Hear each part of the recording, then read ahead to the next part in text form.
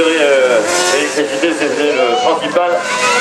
Puis, pendant ce temps, on a pu constater que ça se condamné à cœur joie sur les cartes de 600 ans des mètres cubes. On a pu constater également maintenant la belle opposition avec Erwan Leclerc de première, oui, Erwan Leclerc qui est en tête. Si j'ai bien fait mon pointage, il y a aussi dans la série précédente, il y avait le pouvoir en tout cas de Jonathan Morgan qui est revenu sur la deuxième place. Et Erwan Leclerc qui est en bagarre avec Jérémy et Boilon qui est l'intérieur en tout cas sur ce virage numéro 1 qui va laisser des traces aujourd'hui le 2 et puis tout ça ensuite en remontée jusqu'au virage 3 ensuite. Voilà ce virage 3 qui arrive avant de reprendre la belle ligne droite.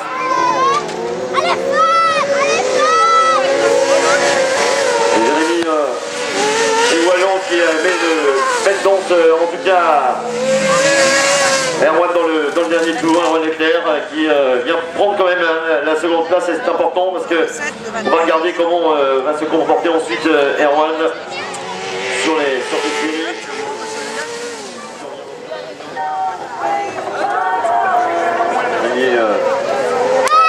Wallon.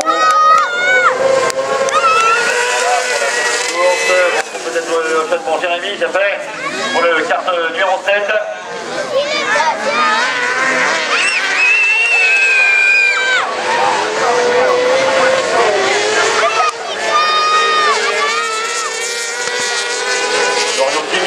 Pour la seconde place, et puis Erwan Leclerc en première position.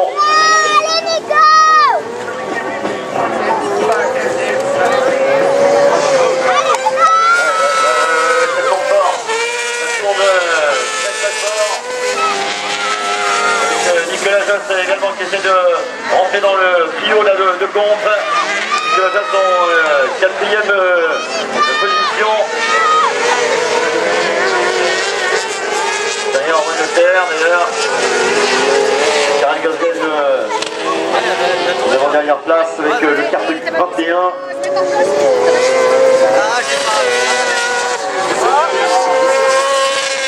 Allez, Nicolas Josse qui sort, malheureusement il s'arrête Nicolas. C'est terminé pour le carte numéro 24.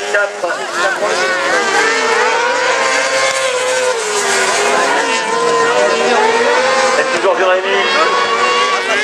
Qui va prétendre certainement être sur la belle bagarre dans cette journée, dans cette étape du Brasseur Tour ici à Fémy. Sans doute que le spectacle va l'établir.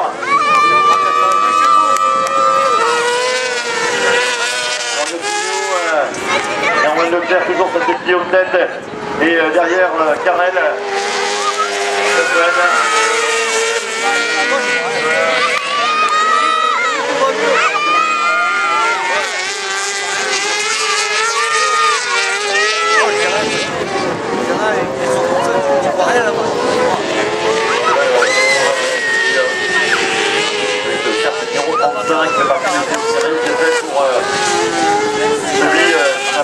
J'avais compris en tout cas dès le départ. Jérémy Boilon qui est marqué en tout cas l'empreinte avec le carte numéro 7 aussi, c'est le carte numéro 21. Karel Gosden. Est-ce qu'elle est là Karel, oui, elle est là. Mais c'est peut-être le carton plein pour Jérémy. Carte numéro 7 qui a pris le all shot. C'est-à-dire sorti en tête du premier virage.